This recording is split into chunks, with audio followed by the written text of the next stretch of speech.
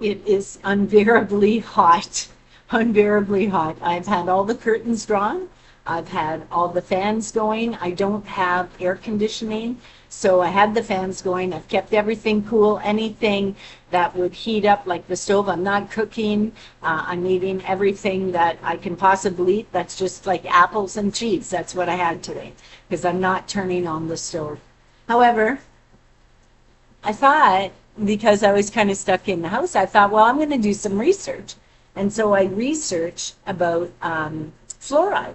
And the reason why is because I've been boiling my water in my pots to get rid of the fluoride. And I usually cool it down, and then I put it in my container and put it in the fridge. However, I've been getting a lot of scum on my pots, and I never got it before when I was doing this. I used to get the calcium would float to the top, and then I'd let it sink to the bottom. And then for some reason, it was maybe a month or so ago, they did some sort of treatment on our pipes. They did something to the water. They shut the water off, and they were working on it. And now there is a scum that floats on the top of the water when I boil it. Never had that happen before. And I boil it in the same pot I boiled it in before.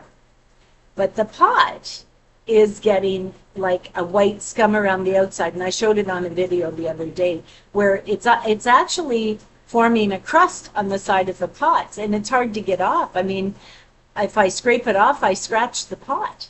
Now, I thought that the pots I had were stainless steel. That's what I wanted, because stainless steel is less likely to form the scratches that you would get in the Teflon pots, and then that has got poison in it, and you don't want to use those pots because of the fact that the Teflon will break off, and it'll get into your food. So yeah, so I thought, okay, stainless steel pots. Well, I think I got scammed, because they're not stainless steel. I'm pretty certain they're aluminum, and the reason why is because I researched about fluoride. And I had no idea. I had no idea that there's fluoride in our food. I had no idea there's fluoride in apples and bananas and grapes and wine and potatoes and vegetables, green leafy vegetables. There's fluoride in it.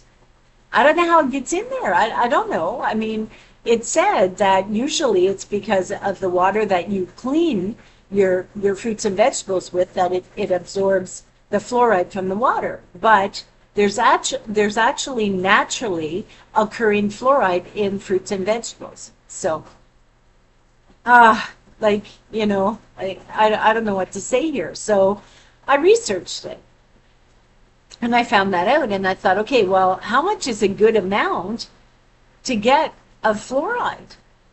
Like, what would be a good amount? So I looked that up, and they don't have a specific amount.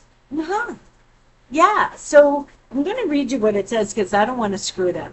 I want to read it directly to you. So the book I'm reading it from, it's The Doctor's Guide for Vitamins and Minerals, right? And I got it at a thrift store for $2. Yeah, so, and this is how I find things out. Okay, so recommended usage. There is no DRI for fluoride, a recommended amount, okay? The National Academy of Sciences, National Research Council recommended 1.5 to 4 milligrams a day, right? And that's the same amount that most people get from their fluorinated drinking water in an 8-ounce container. Yeah. So we're getting fluoride from our fluorinated water, and we're actually getting the recommended amount from our fluorinated water, right? Right, okay. But there's fluoride in our food. There's fluoride in our products that we use, in our toothpaste, in various other type of products that we use for our hygiene and for our teeth and brushing our teeth and on and on and on. So I thought, okay, what happens if you go over that recommended dose? So in this book, the answer is written by doctors, okay? And it says, symptoms of toxicity: poor bone health, poor kidney function, nerve and muscle problems, and brown mottling of your teeth enamel. Uh-huh. Yeah.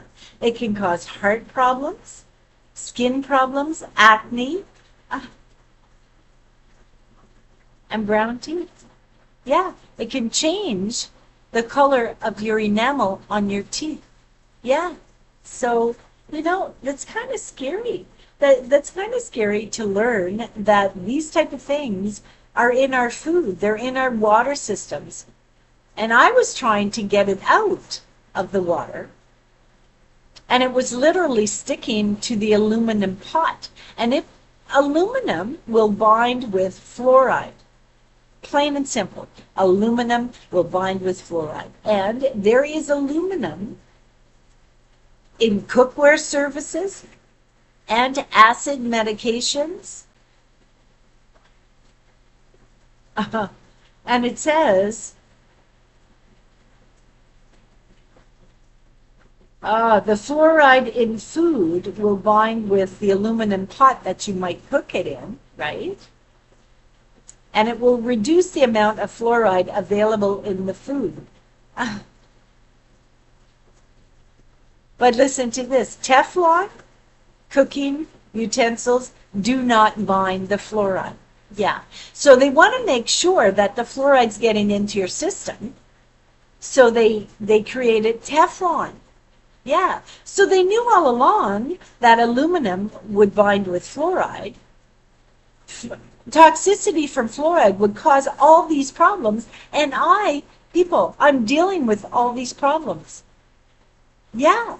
It causes neurological problems. It causes heart problems. It causes blood pressure problems. It causes skin problems. It causes tooth enamel mottling. Like, seriously, I'm dealing with all this stuff. So I need to find out if there's a test that I can get to find out if I have too much fluoride in my system. Seriously, this is getting unreal. Like, I just want to move to the bush and eat mushrooms.